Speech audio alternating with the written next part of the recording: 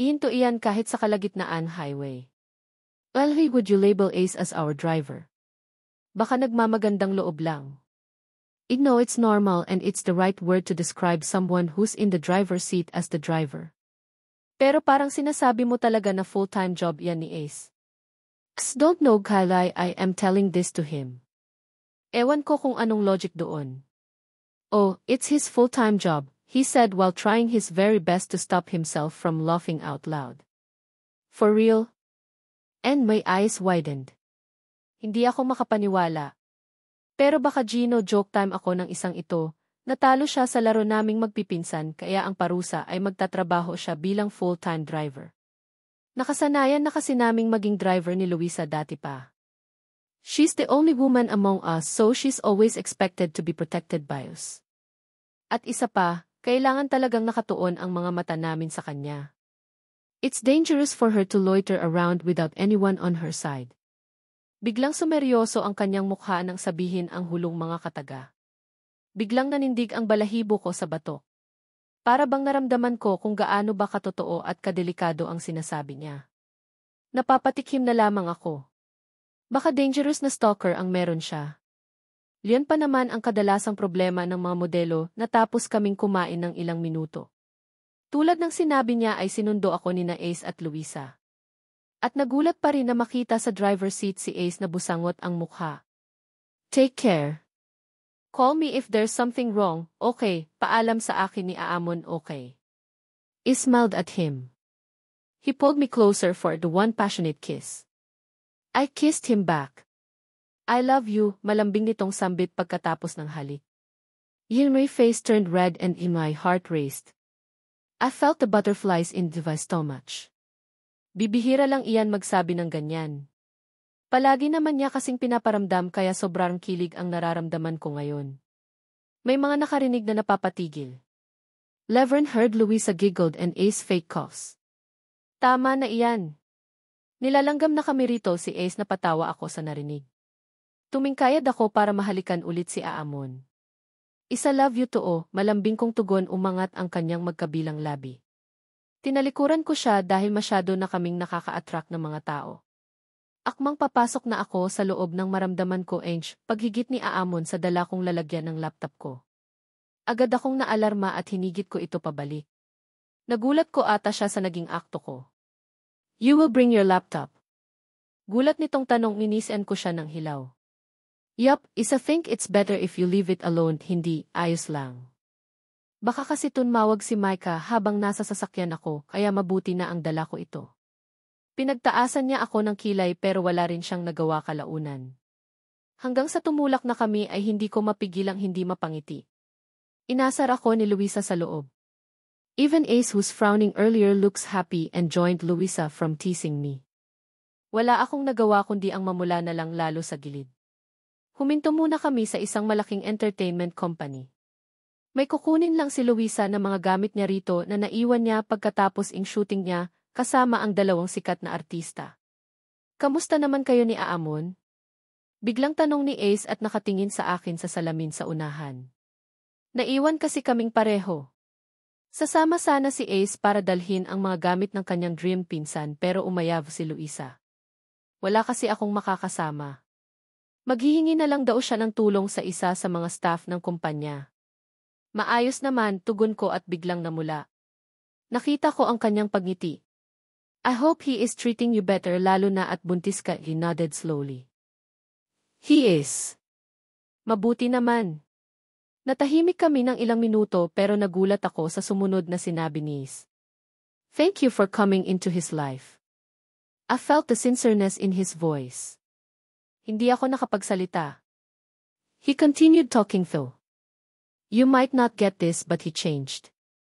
I know how thankful he is when he found out the truth. He'd always come into Jin'ay penthouse to ask for advice. At walang ibang dahilan kundi ikaw. You came for a good cause, Taishana. Napaawang ang bibig ko. Parang tumaba ang puso ko. Kadalasan kasi ay hindi siya nagtatrabaho. Hindi siya uwi ng mansion o kahit sa penthouse niya man lang at palaging nasa ibang bansa para magsaya. Masyadong maikli ang pasensya niya at madaling mabagot kaya kahit sino ay nagagawa niyang pagmalupitan at pag-initan. Pero paunti-unti ay nagagawa niyang kontrolin ang galit niya ngayon. Maybe because he learned his lesson. Napasinghap ako. Palagi namang mahaba ang pasensya niya sa akin. Ibit na lower lip. You know, after the second car racing accident. Kung hindi pa ni Van nasasabi sa'yo ay ako na ang magsasabi. 2 beses nang na-ospital si Aamon at nag-agaw buhay dahil sa paglalaro ng extreme sports. We can't stop him. That's the only way we can do to divert his attention from going back in the Philippines and beg for his mother to come back. His first car racing accident is when he's very upset way back in college. Nalaman niya kasing may kapatid siya sa ina. Ang pangalawa ay 3 buwan bago ang kasal niyo. Panahong ginalit siya ng kanyang kalaban kaya nakalimutan niya ang nilagay na patibong sa mga gilid na pasinghap ako. Natutup ko ang bibig ko at hindi ko alam kung ano ang sasabihin ko. That's very dangerous. Sumubok siyang umulit noong bagong kasalang kayo pero tumigil ang kotse niya sa kalagitnaan ng laro. Akala namin ay may sira sa kotse niya o ano. But he purposely stopped and dropped the bet kaya nanalo ang mga kalaban niya. Natalo pa nga siya ng 80 million, 20 million per racer pero basta-basta na lamang niyang ibinigay sa mga kalaban iyon. I asked him what made him change his mind. He said, he doesn't want to come back, wake up in a hospital room and see you beside the hospital bed. Bigla na lang daw kasing sumagi ang imahe mo sa isip niya. Na baka raw may rason kung bakit ka dumating para lang matali sa kanya. So he will change. That's the very first time he managed to control his patience in car racing, pagpapatuloy niya. Pumatak ang mga luha sa aking pisngi. Gusto ko na lang tumakbo papunta kay Aamon at yakapin siya ng mahigpit. Ella lips trembled. Didn't know. Huwag kang mag-alala. Hindi niya kailanman babawiin ang kanyang mga binitawang salita. Thank you for sharing this to me. Didn't know anything about his past. Iba ang mundong ipinapakita niya sa akin, did he voice it oak down. Kasi ayaw niyang bumalik ulit doon. Nagbabagong buhay na siya. Expect that he will focus more on his goal, vision, mission, and priorities. Lang minuto akong umiyak tahimik lamang si A sa harap. Tumahan din ako pagkatapos mag-message, kay Aamon ng maraming I love you. Napatawa ako nang bigla na lang siyang mag-reply. I thought he's busy with signing some papers.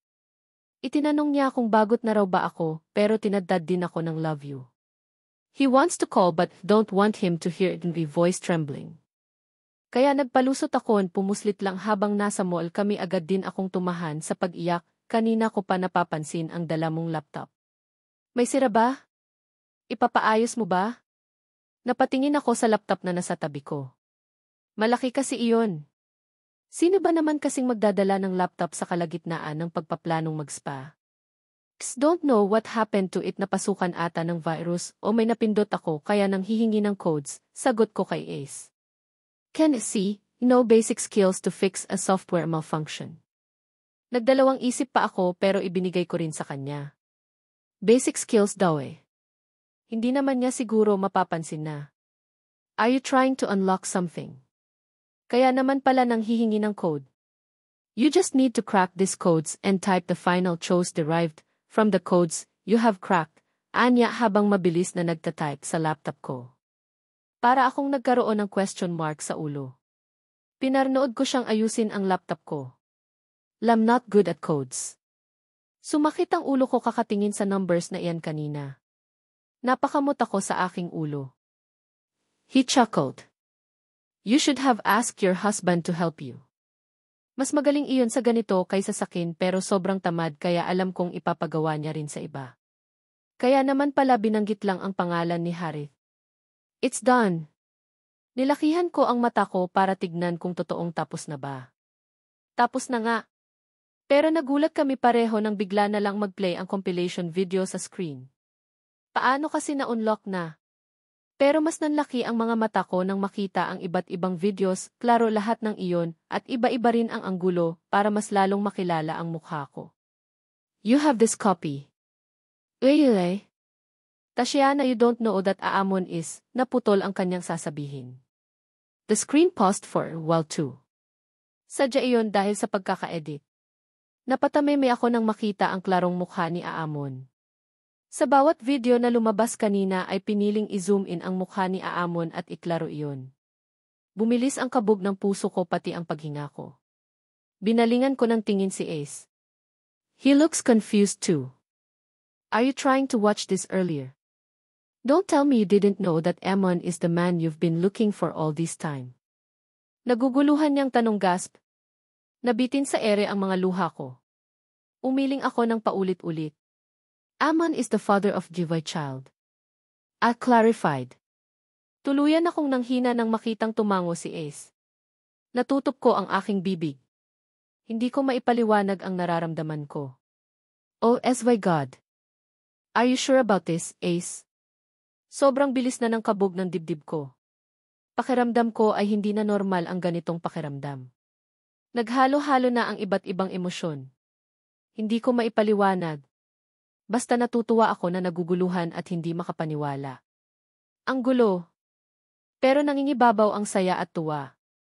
Napakamot sa kanyang ulo si Ace. Huwag mo sabihing totoong wala kang alam.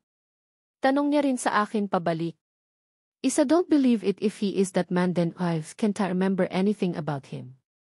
Sa mga nagdaang oras, araw, gabi, linggo at buwan, bakit hindi ko magawang makilala man lang siya? Laughed confusedly. He zipped his mouth. I gave him even intense gaze. Akala niya ba ay alam ko ang totoo? Mukhang natauhan siya. Pinagbawalan ba siyang magsalita ni Aamon?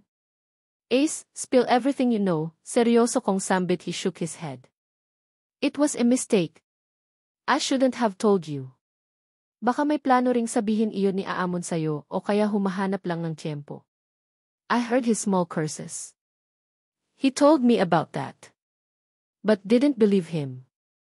Not until I find the evidences and see it for myself. I just want to clarify everything. Ayokong umasa kami sa wala. He's about to say something when Luisa came. Napatahimik kaming pareho ni Ace. Tantiya ko talaga ay hindi alam ng mga pinsan ni Aamon ang tungkol sa nangyaring pag-imbestiga. Mukhang si Ace pa lang ang may alam sa lahat. They all act like normal and innocent person. Lalo na ang mga tita ni Aamon at iba niyang mga pinsan. Kaya naniniwala talaga akong nanatiling sekreto ang lahat. At kung totoo nga na si Aamon ang ama ng anak ko, ay talagang magtatalon ako sa tuwa pag kumpirmado ko na. Naniniwala ako sa aking nakita. Ang kulang na lang ay kumpirmahin ito kay Aamon at kay Gilo kung ito na ba ang totoong videos. Ayokong umasa tapos biglang mali pala ang lahat ng ito. It's not that I don't want it that way. Natutuwa ako sa mga nalaman ko pero natatakot lang ako na mamali kami ng akala. Ayokong masira ang kung anumang magandang relasyon na namamagitan sa aming dalawa ni Aamon. Baka pareho lang kaming madidisappoint sa huli. Hanggang sa nagpaspa kami ni Luisa ay gumugulo iyon sa isip ko. I badly want to go and confront Aamon pero siguro mga mamaya na lang. Tahimik lang si Ace na nakasunod sa amin. Paminsan-minsan ay may ginagawa sa cellphone. Iniisip ko tuloy kung nagsumbong siya sa pinsan niya. Wanag-iisay body massage, si Luisa na mas lalo pang gumanda pagkatapos namin sa spa. Sure. Pumayag ako sa alok niya. Papasok pa lang kami ay napansin ko na ang babaeng kanina pa kami sinusundan. Mukhang papasok din sa spa. She looks normal though. Nakasuot ng pang-civilian pero halata talagang disgis lang para hindi talaga masabi na may sinusundan siya. I am bothered. Parang pamilyar ang mukha niya sa akin. I've seen her somewhere. I am very sure it's not here in Washington. Siguro noong nasa Maldives kami o nasa Paris. Kaya habang nasa loob kami pareho ni Luisa at nakarelax habang minamasahe sa likod ay hindi ko pa rin magawang kalimutan ang mga bagay na nalaman ko ngayon. Paano pala kung may nagpapasunod sa akin? Luisa, napansin ko lang na wala kang kasamang kahit isang bodyguard. Hindi ka ba natatakot? Sikat ka at maganda. Kaya parang delikadong lumabas ka ng mag-isa, bigla ko na lamang na isatinig habang iniisip ang babae kanina na sa kabilang room pinapasok. Kay Luisa ko ibinaling ang ulo ko. Kanina pa pala niya ako pinagmamasdan. Naasiwa tuloy ako dahil sa lalim ng kanyang mga titig. Drie, nagtatago ang mga iyon kaya hindi mo talaga makikita, sagot niya at mas lalo akong tinitigan. Napaiwas ako ng tingin. Nakakahiya naman. Na-curious tuloy ako kung ano ang inisip niya ngayon habang tinititigan ako. May itatanong lang ako. It's not that serious but I'm thinking if ever there's the possibility that you are in this kind of situation, what will you do? She said out of nowhere. Binalingan ko ulit siya ng tingin. I waited for her next words. Sumeryoso ang mukha niya bago nagsalita. Paano kapag mahal mo ang isang tao, pero hindi mo magawang ipagtanggol ang pag-ibigan niyo dahil marami ang humahadlang? Tapos ang masakit ay tuluyan kayong napaglayo. Walang lumipas na araw at gabi na hindi mo siya naiisip. But you can't just follow your heart. She looks very sad and she sounds as if she just lost something important. Napaisip ako sa kanyang sinabi. Imbes na maisip ang sitwasyon namin ni Spencer noon ay si Aamon ang sumagi sa isip ko. Paano nga kung hindi siya nahulog sa akin? Tuluyan kaming mapaglalayo dahil malalaman din niyang buntis ako. Pero paano kung one-sided love ang lahat? Mabuti na lang. I am so thankful that it's not like that. Pero paano naman kung mahal namin ang isa't isa at nalaman ng papa niya na buntis ako sa ibang lalaki, gagawa siya ng paraan mapaghiwalay lang kami. Bigla akong nalungkot. If I'm in that situation, I'll follow Amon's principle. Magkamatayan na pero ipipilit ko ang lahat. Lalo na at mahal naman namin ang isa't isa. If Ethan's partner is brave enough to fight for me, Kev can't i-fight for us too. Hindi naman ang lipunan ang magpapakasal sa lalaking walo mahal mo kundi ikaw. Kaya hindi nila maintindihan ang saya na mararamdaman mo kapag sa kanya ka napunta, sagot ko habang iniisip ang posibilidad na mukhang ang sarili ni Luisa ang tinutukoy niya. Hindi siya magsalita. Napatitig tuloy ako sa kanya. She's spacing out. Marami akong hindi alam sa kanila. Lalo na kay Aamon kaya naintriga tuloy ako kung may pinagdadaanan ba si Luisa. Ang akala ko ay focus siya sa modeling at acting. Pero hindi nga naman kumpleto ang experiences niya kung hindi siya natutong magmahal. We finished spa, manicure, body massage, and even shopping. Pero hanggang sa ihinatid nila ako sa kumpanya ni Aamon ay halatang malalim ang iniisip ni Luisa. Si Aamon sana ang susundo sa akin pero salamat pa rin Ace Luisa. I enjoyed this day. Sobrang na-relax ang katawan ko. Nakipagbeso ako kay Luisa. Thank you for accompanying me today. Sa ulitin. Luisa flashed a genuine smile. Napangiti ako. Mukhang ayos na ang pakiramdam niya. Tumulak na rin sila dahil mukhang ulan. Sinalubong ako ni Mateo at kinuha ang mga pinamili ko. And then strutted the way on the lobby of Amon's company. Nakasunod lang sa akin si Mateo. I lowered my gaze when people started to look in the way. Agaw pansin ang suot ko dahil lahat ng nakikita ko ay naka-formal and corporate attire. Lam wearing a nude Claire mini dress. A fitted style that features an all-over monogram motif with a double-breasted front and embossed golden buttons that is below the knee, long-sleeved and made from wool and fully lined. Paired it with black scarpin. I'll walk with a milky fur coat fox that hangs on his forearm and a clutch on his right hand. My hair is naturally done in a waterfall braid. I hate attention. Pakiramdam ko ay hinuhusgahan ako. There's this feeling that they are looking at me because there's something wrong with my outfit or the outlook. Nakakahiya tuloy maglakad na nakataas ang baba. Lady Alison, nasa 18th floor si Lord Amon. May meeting ata siya sa bawat team para sa gaganaping job interview mamaya, ani Mateo. Nodded at him. Dumiretso ako sa elevator para makapunta na kami sa 25th floor kung nasaan ang opisina ni Aamon. Pero sa 18th floor ang pinindot ni Mateo. Didn't mind it though. May nakasabay kaming tatlong babae. They are employees here at mukhang sa marketing department sila nabibilang dahil sa suot nilang Hindi maalis ang tingin nila sa akin. Umakto lamang akong walang pakialam pero kinakabahan ako. Hindi ako komportable dahil sa kanilang pagbubulungan. I can see the reflection from the elevator door. One of the girl extended her arm and tried to touch Ezva's shoulder. Pero humarang si Mateo sa gilid ko kaya siya ang nahawakan niya. Alam na alam niya talaga ang ugali ko. Sorry, I'll just ask your boss. Excuse me, madam. Are you the new head of marketing and finance department? Tanong ng isa sa kanila.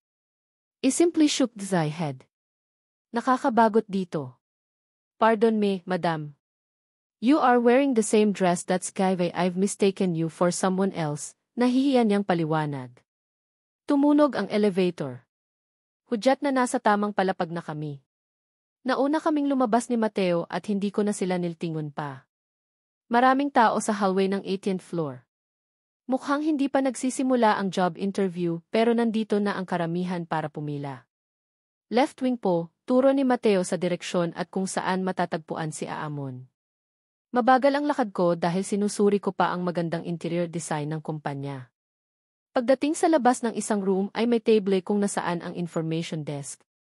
Napapatingin sa akin ang mga aplikante na mga nakaupo sa kabilang gilid.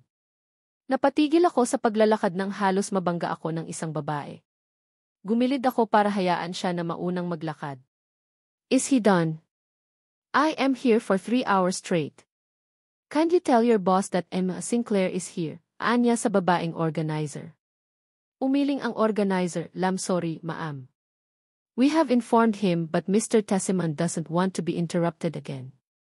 Let's wait until they're done with their meeting, magalang at mahinahon niyang tugon. I scanned the girl who named herself Ethel Sinclair. Napataas ang kilay ko nang makitang halos magkatulad ang aming suot. Hers is not long-sleeved and it is made up of leather. Kita ang makinis at maputi niyang balat. She even added some details and changed the style of the dress. Bahagyang nakaawang ang damit at nakabukas ang panghuling buttons, kaya kita ang shoulder blade niya. Inilihis ko sa kanya ang tingin ko at dumiretso sa harap ng pinto. Pero hinarangan ako ng organizer. Excuse me. The meeting is still going on. You are not allowed to go inside. Ma'am, medyo inis na sambit ng babae sa either the small locks of those who have heard her. Pero nangibabaw ang tawa ni Emeth. Sinclair. Napakunot ang noo ko. What's so funny? How dare you block her way? She's Mrs. Tessimond, galit na sagot ni Mateo sa babae. There are lots of women who have used the trick on us. Don't be so delusional. Mr. Tessimond is not married, don't stain his name. It was accompanied by an insulting laugh. Tumawa rin ang mga taong nandoon sa hallway. Isa understand how they think Armon is not married yet. Our relationship and marriage is not made in public. At ang nakakakilala lang sa akin ay ang mga employees sa 25th floor. Madalang pa sila ni, bumaba sa palapa na ito, move, Miss Estrella, malamig kong untag at pinasadahan ng tingin ang name tag niya, she smirked, don't force your way in. You'll be thrown out so it's better if you wait here, inilabas ko ang cellphone ko, at tinawagan ang numero ni Aamon, isang ring pa lang ay sinagot na niya. Hey, sweetheart. Are you done? Wait for me, I'll fetch you up, ani Aamon sa kabilang linya. Nasa meeting ka ba ngayon? Tapusin mo muna. Mukhang bawal kang isturbuhin, malamig kong sagot habang nakatingin sa mga mata dinay organizer. They can't understand me. Because they are all foreign people, who said you can't disturb me. Natunugan ko ang pagkakapikon sa boses niya, binaba ko ang tawag at binalingan si Mateo. Let's wait on his office. Busy pa siya, that's right. You wait. We are all equal here. You don't label yourself as a top priority, biglang singgit ni Emma Sinclair. They don't need to slap me on the face, that should be fair because they am not an important person. Inirapan ko siya. Bumukas ang pinto at bumungad sa amin ang galit na mukha ni Aamon. But when he saw me, his expression softened. Mabilis siyang nakalapit sa akin at ginawaran ako ng halik sa labi. Are you done with your meeting? Tanong ko agad pagkatapos ng halik. I glanced at the people who are watching us. Lahat sila ay laglag ang panga, almost. But I'll canceled it so can let you. Nandito ka na pala. Who said you can't disturb me? Kumunot ang noo niya. Namutla ang organizer na nasa gilid. She gave me her begging eyes. If I tell him everything, he'll surely fire the organizer. He fired someone before. Partida hindi niya iyon staff kundi sa kanyang lola. I smirked at the girl to threaten her more. Naiyak siya nang akala niya ay isusumbong ko siya. Isa won't stoop down to her level. I have other priorities as just Junvi hunch, sweetheart. Finish your meeting first and we'll talk in your office. Have something to tell you, sambit ko sa maliit at malambing na boses. Gigisain ko siya ng tanong tungkol sa video na nakita ko. I can't wait to finish here and talk to my wife. She seemed upset earlier. I can sense the sarcasm on her voice. She's sweet, but it's not the good sign when she uses her sweet tone while she is angry or in a foul mood. Mas gusto ko pang makita ang walang kaemo-emosyon niyang mukha kaysa ipakita sa akin ang ganoong ekspresyon kanina. Parang ipinapahiwatig niya na gigisain niya ako mamaya. You are assigned to evaluate each one of them. So pick the most suitable, the most skillful, experienced, and someone you know who will have contributions to our company. Call Amelis if you have other questions. You can start today until 4:30 and continue at exactly 8 o'clock in the morning tomorrow, he said with finality. Meeting adjourned and Lay Company is in need of staffs. Kakailanganin ko yon dahil sa collaboration project. This dream will be one of the biggest projects. Hopefully, it will attract more customers and help the people after the project is launched. Agad akong umalis sa conference room na yon. Mabilis kong tinahak ang daan papunta sa elevator. Dati hindi ko napapansin ang tagal ng elevator. Pero ngayon ay parang mas lalo lang na doble ang bagal. I can't wait any longer, so I'll just use the stairs. Hello, Mr. Tessimond. Napatigil ako nang may humarang sa akin. My brow shot up when I saw Ma Sinclair. She's the daughter of Colyup Sinclair, an old investigator of one of LA companies in Canada. Hindi mahirap kilalanin ang babaeng ito, lalo na at magkamukha naman silang mag-ama. Ms. Sinclair, today is your first day, tanong ko at sinulyapan ang elevator na hindi pa rin bumababa sa palapag na ito. 2 paghahati 5 kabanata 55 yes. Thank you so much for taking me. Daddy was so delighted after hearing the good news, sagot niya. I nodded in my head.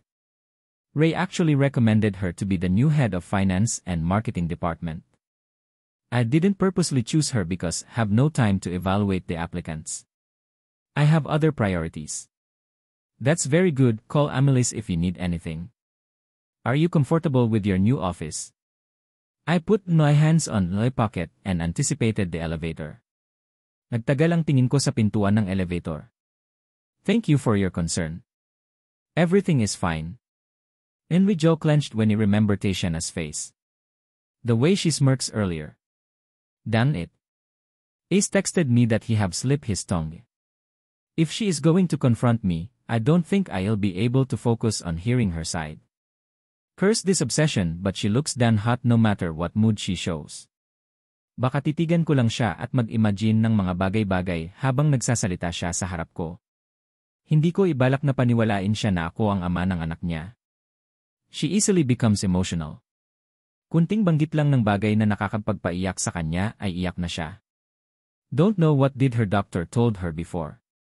Gusto kong magpa-check up ulit siya at magbayad ng bagong obgyn niya pero mukhang ayaw niya. Micah always got her back. Mukhang kailangan kong hingian ng tulong ang kaibigan niya kung gusto kong maging dependent siya sa akin. Pinoproblema ko pa kung paano ko siya mapapapayag na ipasawalang bisa ang prenuptial agreement namin. Mukhang malabo iyon. I have plans for us.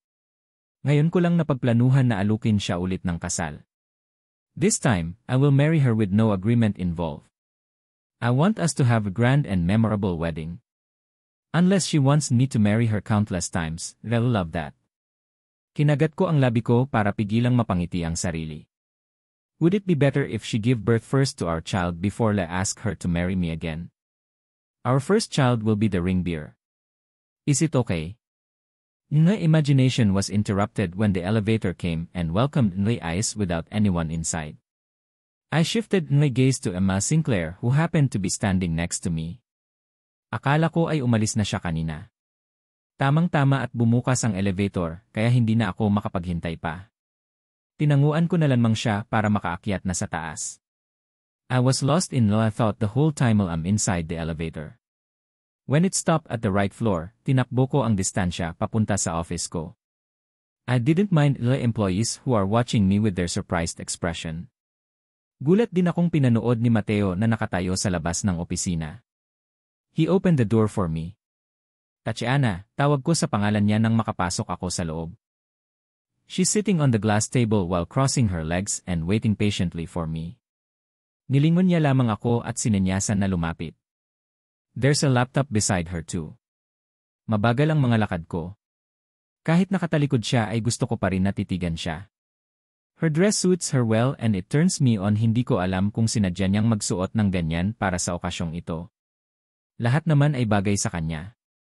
Pero iba ang dating ng suot niya ngayon. She looks prim yet untamable, sweet but strict and very formal. But all in all, she appears sexy in Noy. Ayos na patikim ako. Imbes na umupo sa sofa na nasa harap niya ay tumabi ako sa kanya at mabilis na ipinulupot ang braso sa baywang niya. Masuyo kong hinalikan ang kaliwang pisngi niya. Ano bang pag-uusapan natin? It tried to sound sweet to make her change her mind. Can we talk about it at home? I don't think this place is appropriate. Lumipat ka sa sofa, hindi ko sinabing tumabi ka sa akin, matigas nitong sagot. At isa pa, lahat naman ng lugar ay maganda. This place is very appropriate, she emphasized the last word. A smile crept on her lips. Sinunod ko na lamang ang sinabi niya at umupo sa sofa. Nova, we are facing each other. Pinasadahan ko siya ng tingin. Ninlay eyes feasted on her emotionless and delicate face and the sight of her sexy pose. Itinikhom ko na lamang ang bibig ko dahil baka masapak niya ako sa mga pinag-isip ko. Napakaseryoso niya habang ako ay iba ang naisip. Let's watch the first video, panimula niya at pinindot ang play button para makapagsimula na kami. I don't need to watch those because I've already watched them. So where were you 5 to 6 months ago? Tanong niya. Nagsisimula na siyang magtanong. Hindi niya lang ako magawang tignan sa aking mga mata kaya napapangiti ako. Sa oras na magtama ang aming paningin, alam kong manlalambot siya sa akin. She won't be able to carry out her plan alright. I will give her what she wants. Sumandal ako bago siya sinagot. In the Philippines. Do you have any proof or evidence that can support your claim? Binigyan ko siya ng hindi makapaniwalang tingin. She glanced at me but looked away immediately. I gritted my teeth and tried to reach her belly. Ano ba? Saway niya sa akin nang lumapat ang palad ko sa tiyan niya. He chuckled. That's my proof. You are carrying proof and evidence on your womb, said proudly. Tinampal niya ang kamay ko. Natawa ako nang malakas nang mamula siya. Aamon, umayos ka, pikon niyang sambit. Umayos ako ng upo at hinintay siyang magtanong ulit. You don't have to remember, but if you really are in that bar, what is the exact date did we met each other? August 8, sweetheart. She played the video to see the time and date. Tama ang sinabi ko. Hindi ko iyon makakalimutan. Kahit na hindi ko maalala ang mas importante pa roon. If you are going to ask about the outfit, then the truth is I can't remember it. You can watch the close-up copy of the videos. I will ask Harith to bring it at home, sabi ko. Hindi siya nakapagsalita. Mukhang may iniisip pa siya dahil napatamimi siya. I smiled and extended my arms to caress her thigh. Akala ko ay hindi niya yon mapapansin pero napahalakhak ako nang kurutin niya ang braso ko at ilang beses na tinampal ang kamay ko. Napatitig siya sa akin. Pinagtaasan ko siya ng tingin. Akala ko ba gigisain mo ako ng tanong? Bakit parang naubusan ka na ng sasabihan? Asar ko sa kanya. She pouted her lips. Really can't I remember anything? Tanong na lamang niya. Napatigil ako saglit. Naniniwala kang ako ang lalaking yon? Tanong ko pabalik. Inirapan niya lang ako. She looks upset. Hindi ko alam kung bakit. Hinigit ko ang kamay niya. Nagpasyanod siya kaya pinaupo ko siya sa kandungan ko. What upsets you? Bulong ko sa kanya. I can't remember you. Just vague fragments of the memories from that night. Hindi ko alam pero baka sa alkohol. Pero hindi ganoon ang epekto ng alkohol sa akin. Ayoko pang sabihin sa'yo ito dahil natatakot ako na sisihin mo ako. But since you know it already, I'll be honest with you. The truth is someone drugged me. Ang side effect niyon ay magigising kang nalimutan mo ang buong nangyari o ginawa mo sa 18 oras. Siguro na apektuhan ka rin dahil fresh pa yon nang may mangyari sa atin. I can remember that time I woke up beside a woman. I saw the mole on her back. That's the small detail no pero hindi ko man lang pinagtuunan ng pansin yon. Hindi ko nagawang mapagmasdan ang mukha mo noon dahil nakatalikod ka at tumawag si Papa sa akin. But I can remember how dress you up. Sa sobrang taranta ko ay umalis akong hindi ka ginigising. Pinagbawalan niya kasi akong pumunta sa Pilipinas noon dahil 10 beses na akong ipinagtabuyan ni Mama. Napatingin siya sa akin sa nanlalaking mga mata. You dress me up. Yes. Lumapad ang ngiti ko nang mamula siya. Good thing you can't remember my face for months. Napahalakhak ako. But I can remember every part of your body, I whispered huskily on her ears. So may pinagpapantasyahan ka siguro. Bilangin mo nga kung ilang araw kang hindi, Heck. Are you thinking about her body? Wala pang nangyayari sa atin kaya iniisip ko kung paanong hindi ka nagrereklamo. Napatawa ako. I rested my head on her shoulder. Ito na nga ba ang sinasabi ko? I can't help it but laugh at myself. Iniisip ko tuloy kung ano ang maaaring isipin ni Tatiana sa akin. It's true that I've been doing my best to suppress my desire and needs as a man. Hindi niya naman gugustuhin na mahaluan ang dugo ng kanyang anak. Pero ngayon na alam kong dugo ko rin naman ang mananalaytay sa katawan ng magiging anak namin ay hindi ko mapigilang mas ma-turn on sa kanya. Nag-angat ako ng tingin sa kanya. I tried to kiss her but she tilted her head to the other side. Maniwala ako sa'yo, Amon. Sigurado akong may pinagpapantasyahan kang iba para lang masatisfy mo ang sarili mo. She rolled her eyes. Pinigilan kong matawa. I'll be honest with you. I know how to pleasure and satisfy myself all alone in the bathroom. Sinubukan ko ulit siyang halikan pero inilayo niya ang mukha ko sa kanya. Ayaw pa niyang magpatalo. Yuck!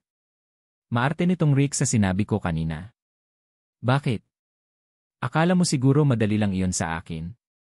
But you should admit it that you are fantasizing someone's body. Huwag mo akong sisihin. Nanlaki ang mga mata niya.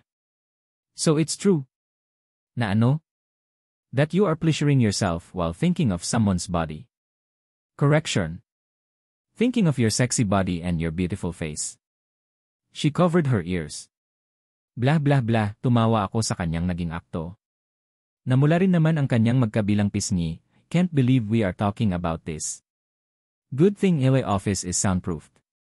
Baka magkaroon ako ng issue kinabukasan. Inalis ko ang kamay niya sa kanyang tainga. Tatiana, you don't have to be LA. Here on my side. Hindi ba dapat ay maintindihan mo ako kasi pinili kong hindi ka pilitin na gawin ang bagay na yon? Malay ko ba na buntis ka pala kaya ayaw mong may mangyari sa atin, I said full of honesty. Hindi iyon naging madali sa akin. I even thought she hates me. Pinagtawanan pa ako ng mga pinsan ko nang itinanong ko kung nababahuan ba sila sa hininga ko. Hindi naman daw. Kaya nang sinabi kong muktang ayaw sa akin ni Tatiana ay inasar nila ako lalo. I can't believe she's not attracted to me. Lahat ng babae ay hinahabol ako at nagpapapansin sa akin tapos siya ay inaayawan lang ako. But that's one of the reasons I'll become interested of her. Kung sinabi ko sa'yo ng maaga baka sa putikan ako pulutin.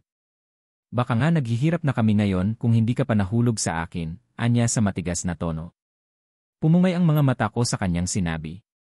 Padalos-dalos ako dati kaya baka nga maitaboy ko siya at pahirapan kung hindi ko siya nakilala ng lubusan. Pinaglaruan ko ang mga daliri niya at napatungo. So even if I'm not the father of your child, you won't allow anyone, even your husband to touch you, nang hihina kong tanong hindi ko alam pero sobrang saya ko. Ang gaan ng pakiramdam ko ngayon. Para bang nakuha ko ang bagay na hindi madaling makuha ng iba naman. Sino bang gugustuhin yon para sa kanilang anak? I can raise and my child alone pero natakot din ako kaya pumayag ako sa alok ni Tito Maximo. Akala ko kasi ay siya ang papakasalan ko. Ang sabi ni Daddy ay mabait siya kaya maiintindihan naman niya siguro ang sitwasyon ko kapag inamin ko sa kanya ang totoo. Napapikit ako. I gasped some air. Don't talk about Papa, please, that's very awkward. Parang nagtutunog na inagaw ko pa siya. Bakit naman? Mabait naman talaga ang papa mo. Damn it, Tay. Anong minumura-mura mo dyan? Humigpit ang yakap ko sa kanya. She caressed my arms. Niisip mo ba na sobrang samang pakinggan kung siya ang pinakasalan ko, tapos kalaunan ay malalaman namin na ikaw pala ang ama ng anak ko? Ngayong napag-isip-isip ko ang resulta ng lahat, ang ganda lang ng plano niya para sa aming dalawa. Akala ko noon ay tao ang gumagawa ng kanilang tadhana. Pero kung ipagkakatiwala mo pala sa kanya ang lahat, ay mas maganda pa ang biyayang matatanggap mo.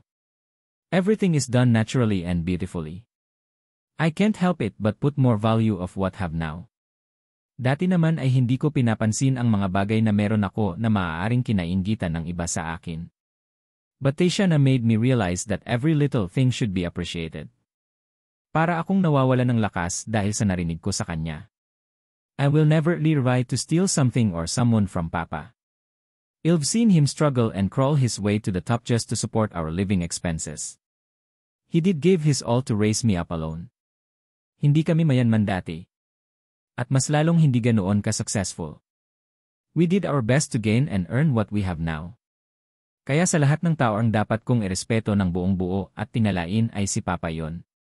Narinig ko ang mumunting tawa ni Tatiana. Para akong nabuhayan ng loob. Kahit age tawa niya ay gustong-gusto ko. We should be thankful, married the domineering billionaire, not the old one. Natunugan ko ang pang-aasar sa kanyang tono, sumilay ang ngiti sa aking mga labi. Are you happy that you are married to that domineering billionaire? Pagsakay ko sa kanya. Yuha! Bumaba ang tingin ko sa mga daliri niyang pinaglalaruan ang malilit na balahibo sa aking braso. He is unpredictable and I can't read him. His past remained a mystery to me.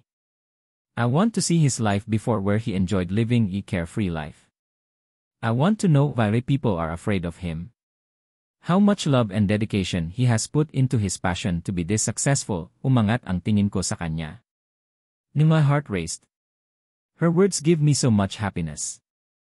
Pinanood ko kung paano kumurap ang kanyang mga mata. Bumaba ang tingin ko sa kanyang mga labi. His pair of aqua blue eyes can hypnotize me. They are so beautiful. Para kasi ikong nasa dagat at naaanod sa tuwing tinititigan ko siya.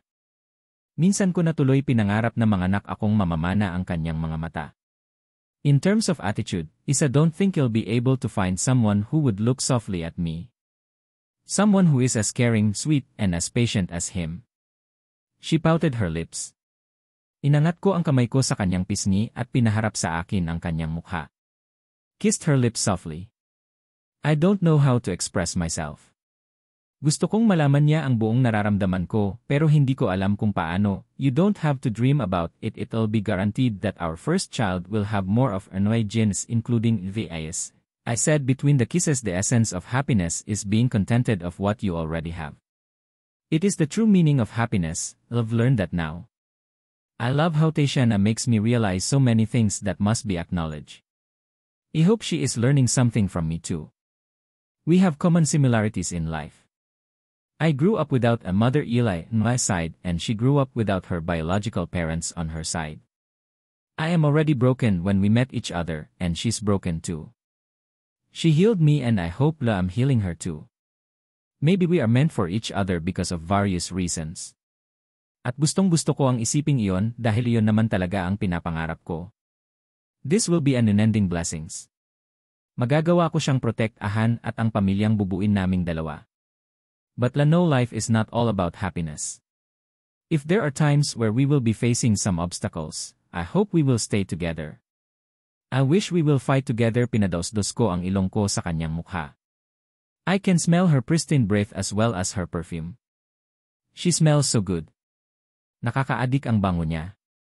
We stayed quiet for a moment, then after a while, she talked.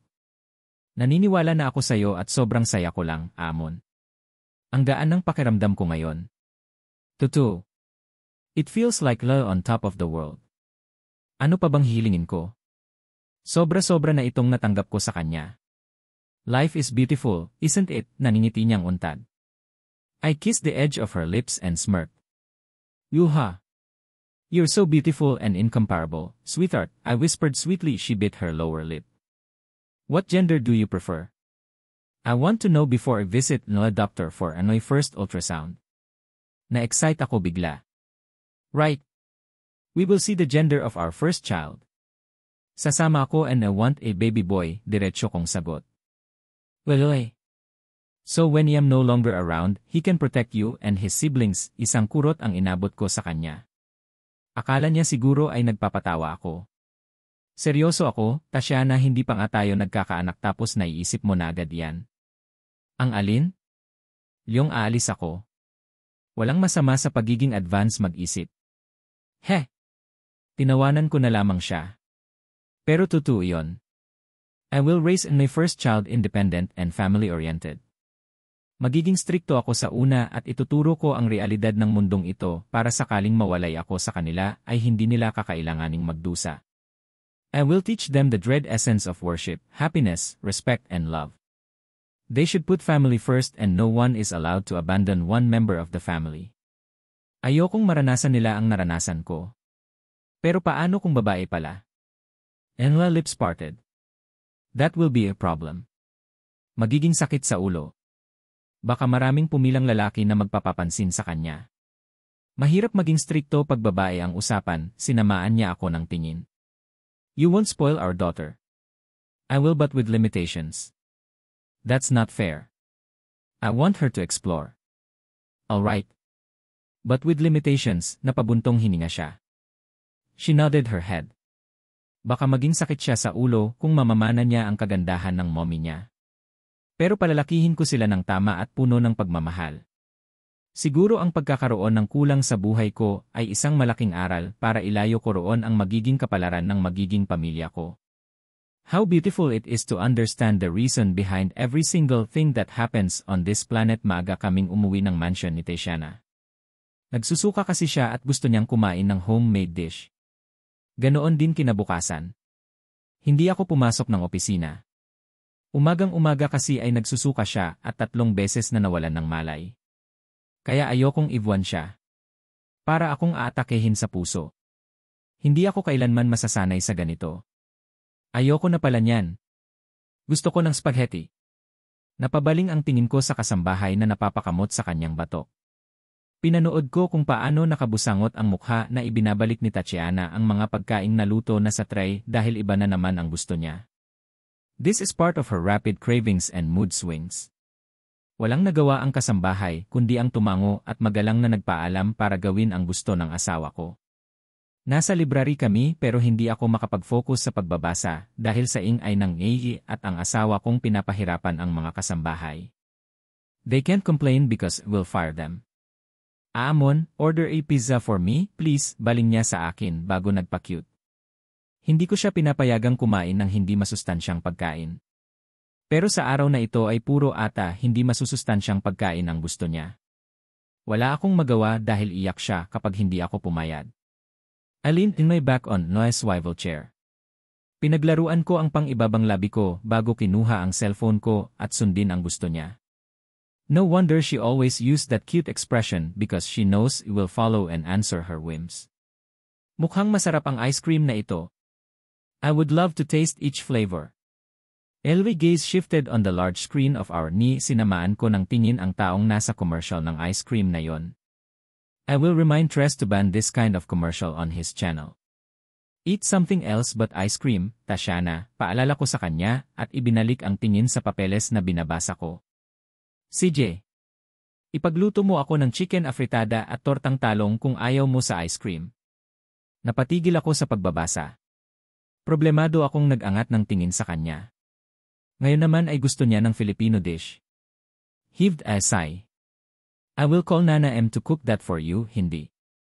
Ikaw ang gusto kong magluto, apila niya. Tumayo ako agad sa aking kinaupuan at nilapitan siya. Agad niyang itinikhom ang kanyang bibig nang makalapit ako. I put my hands on the armrest of her chair and leaned closer to her. What else do you want? Tanong ko habang kinakalma ang sarili. As for no dessert, I want a cassava cake. What else?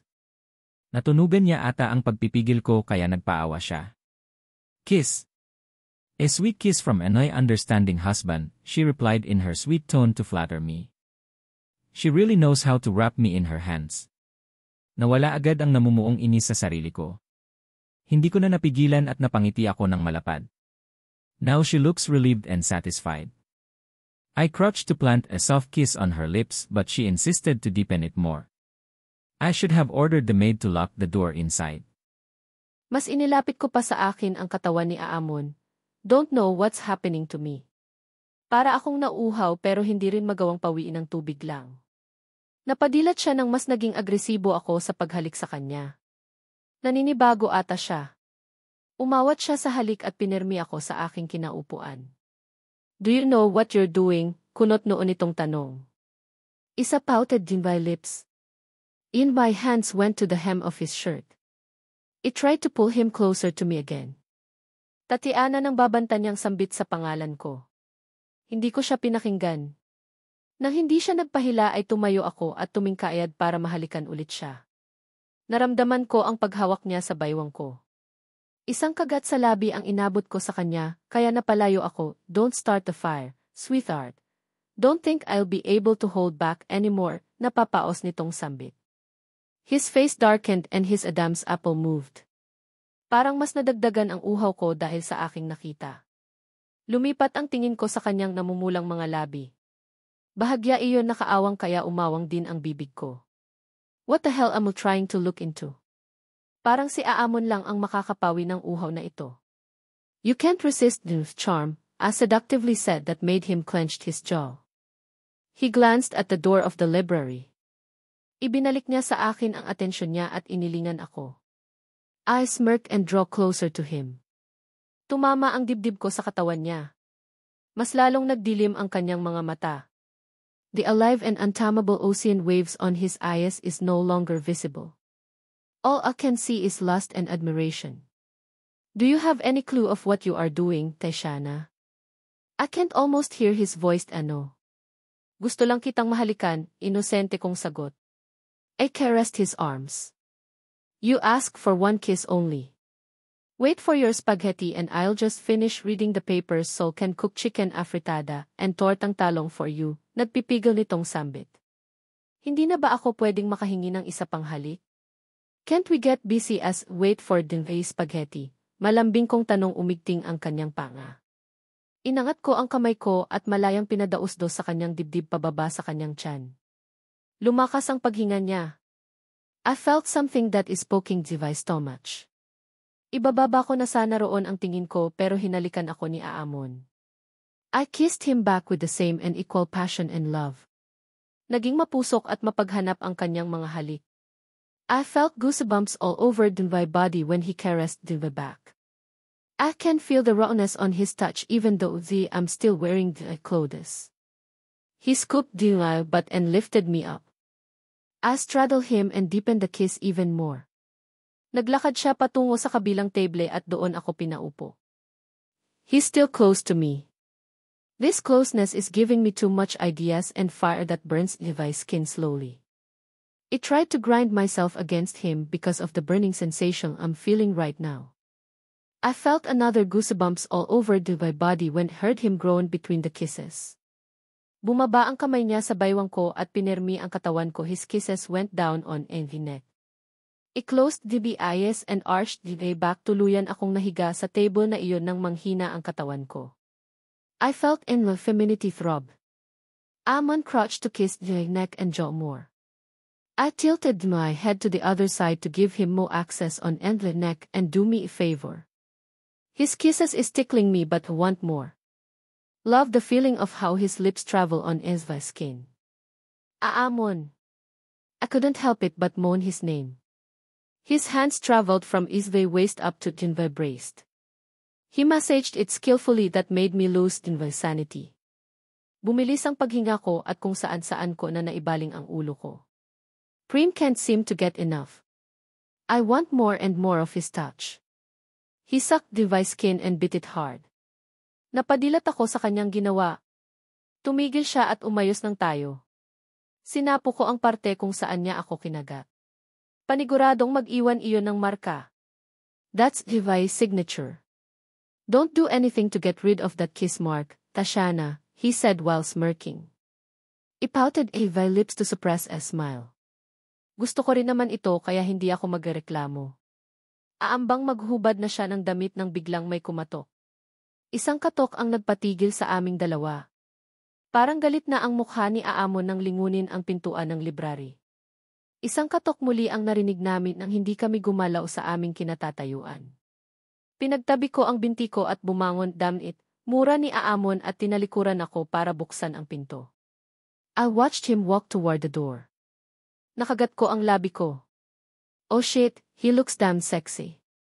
Ipinilig ko ang ulo ko dahil sa naisip ko. Aasarin na naman niya ako kung alam niya lang kung ano ang tumatakbo sa utak ko. What do you want? Inis niyang tanong sa kung sinong nasa labas. I received a call from Lord Maximo.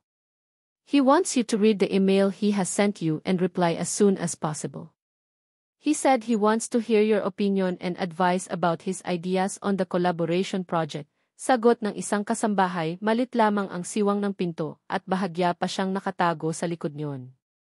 I got curious of what he is hiding, so I went closer to him and hugged him from behind. Bumaba ang kamay ko sa parteng iyon. I tried to rub his palm against it to confirm my hunch. Napangiti ako nang maramdaman iyon. So I'm affecting him this much. I suddenly felt proud of myself. Tell him why, damn it. Get the ESG out of here. Imbes na masagot ng maayos ang kasambahay ay tila napigtas ang pasensya niya at nabulyawan niya ito. Narinig ko ang mabilis na yapak ng kasambahay papalayo sa library. Aamon closed the door and faced me wearing his problematic reaction. What the hell, Taishana? Mukha siyang naubusan ng pagkaing gusto niya dahil sa galit na nakikita ko sa kanyang mukha. Itinikom ko ang bibig ko pero hindi ko na napigilan at napatingin sa suot niyang khaki pants. His bulge welcomed in my eyes. Eyes up here, Jiv's pregnant wife, malamig nitong sambit. Inangat ko ang tingin ko sa kanya. Go to the kitchen. Doon ka maghintay, piko nitong sambit. But we should do something about your. Binalingan ko ulit ng tingin ang parte kung saan kita ang kanyang umbo. Isang malutong na mura ang narinig ko sa kanya. Stay away from me and I will take care of this, nahihirapan niyang tugon. Pero go now, Taishana.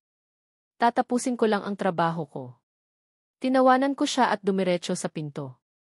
Nilingon ko siya at nakitang hirap na nagpapatuloy sa pagbabasa dahil hindi makapag-concentrate. Aamon, bitin din ako pero hindi ako nagagalit. I teased him. He raised his head and gave me his dangerous stare.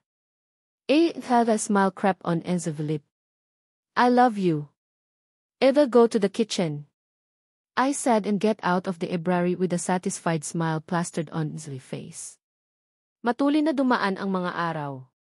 Wala na akong ibang mahihiling pa. The tears rolled down on his face. The black and white images were displayed on the ultrasound screen until we can see the clear image of the fetus. Pareho kaming nakatingin ni Aamon sa monitor kung saan kitang-kita namin ang fetus na nasa sinapupunan ko. I can't express or define what I'm feeling right now. I am beyond happy and thankful. Can you hear that? That is your baby's heartbeat. Ani Doktor, ibang saya ang nararamdaman ko nang marinig iyon. Humigpit ang hawak ni Aamon sa kamay ko. I glanced at him and saw how he can take off his eyes on the ultrasound screen. Napangiti ako nang makitang namumula ang kanyang mga mata. Napasinghap siya at hindi man lang kumukurap. Since this is your first ultrasound and it's already your trimester, we'll also check if there is any congenital abnormalities or birth defects, multiple pregnancies, and levels of amniotic fluid to determine if the fetus is getting enough oxygen. After this, I will give you the final reading. Mumiti sa amin ang doktor. Tumango-tango lamang kami pareho. Hindi ko alam kung matatawa ba ako sa sitwasyon namin ngayon ni Aamon. I can't read what's on his mind. Hindi ko alam kung malungkot siya, malapit nang umiyak o ano.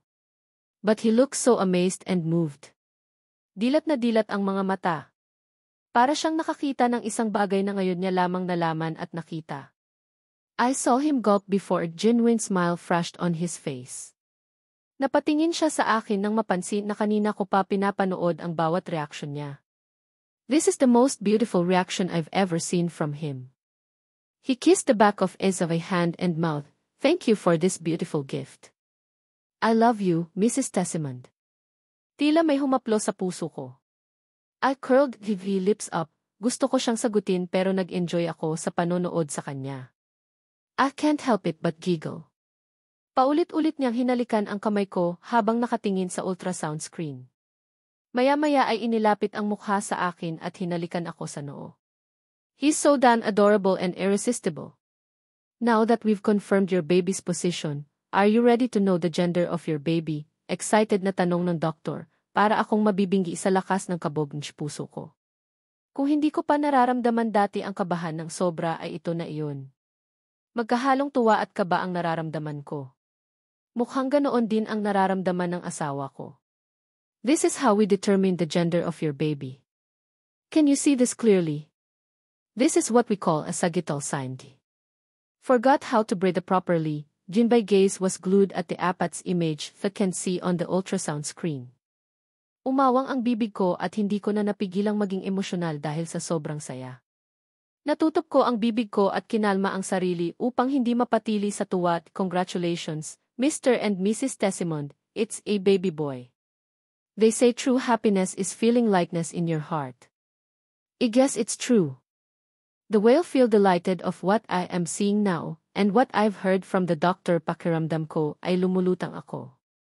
Amon cupped the face and felt his lips on mine.